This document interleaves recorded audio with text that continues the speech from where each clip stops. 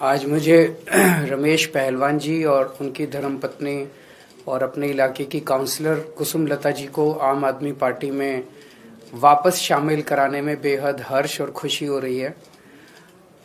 आप लोगों की जानकारी के लिए बता दूं कि 2013 में 2012 नवंबर में हमारी पार्टी बनी थी और 2013 में रमेश पहलवान जी आम आदमी पार्टी में शामिल हुए थे।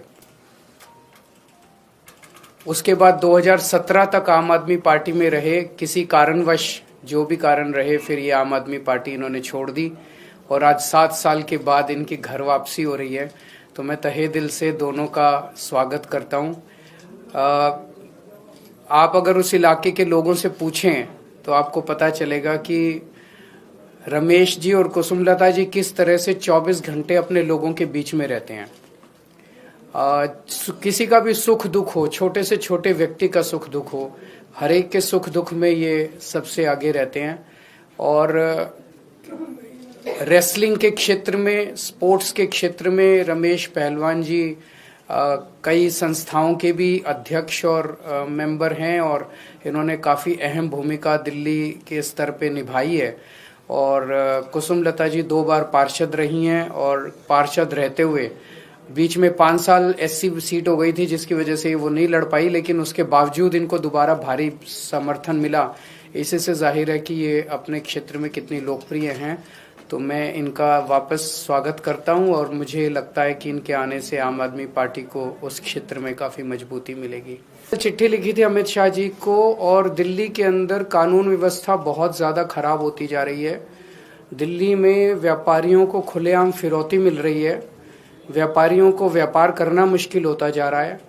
आप लोगों की जानकारी के लिए बता दूं, दिल्ली में औसतन डेली 17 बच्चे गायब हो रहे हैं, 17 बच्चे किडनैप हो रहे हैं।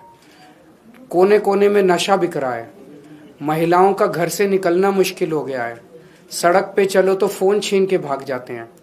ऐसे में मैं उनसे मिलके उनके साथ चर्चा करना चाहता था, अपने सुझाव देना चाहता था, उनकी व्यूज़ जानना चाहता था कि दिल्ली को कैसे सुरक्षित किया जाए। अभी तक मुझे अपनी चिट्ठी का कोई जवाब नहीं मिला और ना ही उनसे मिलने का समय मिला है।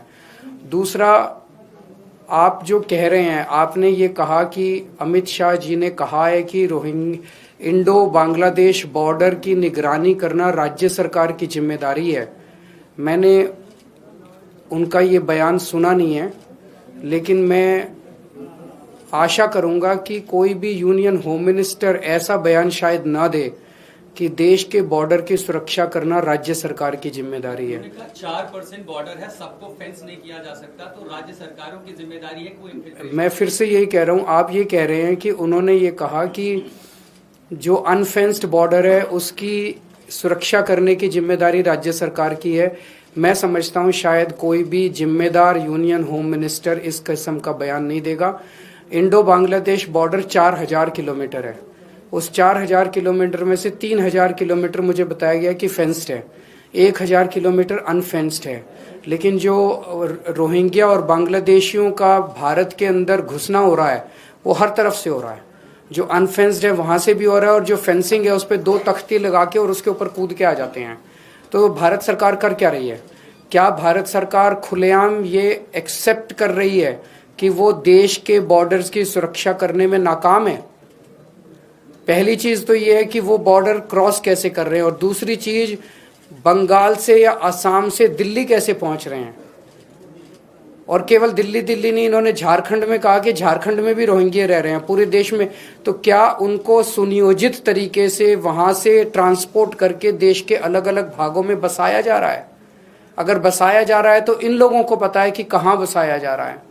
दिल्ली के अंदर हरदीप पुरी जी ने 2022 में बयान दिया था कि बक्करवाला के ईडब्ल्यूएस फ्लैट्स में रोहिंग्यों को बसाया जाएगा। वो ईडब्ल्यूएस फ्लैट्स क्या दिल्ली के लोगों के नहीं थे? क्या उनके ऊपर अधिकार दिल्ली के लोगों का नहीं है? वो हमने दिल्ली के गरीब लोगों के लिए नहीं बनाए थे वो वाले फ्लैट सरकारों ने?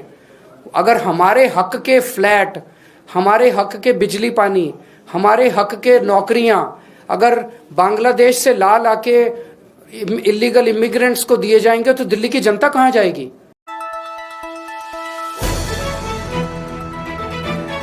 The Newslands, অবিৰত তথ্যানুসন্ধান আপোনাৰ সেৱাত খবৰ সন্ধান দ্য নিউজলেণ্ড।